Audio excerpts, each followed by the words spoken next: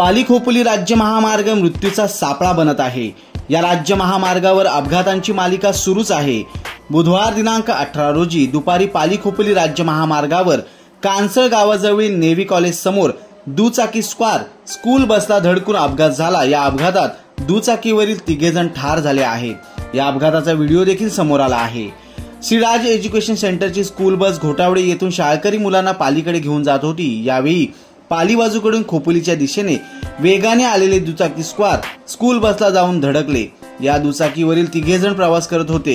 यावेळी स्कूल बसच्या पाठीमागून येणाऱ्या कारच्या डॅश कॅमेऱ्यात ही सर्व थरारक घटना कैद झाली। अपघाताची माहिती मिळताच पाली पोलीस निरीक्षक सरिता चव्हाण, पाली पोलीस उपनिरीक्षक सचिन निकम, सहाय्यक पोलीस निरीक्षक युवराज सूर्यवंशी आदींसह पोलीस उपस्थित होते। यावेळी पोलिसांसह अपघातग्रस्त मदत टीम अमित खिस्मतराव आदींचे सहकार्य मिळाले।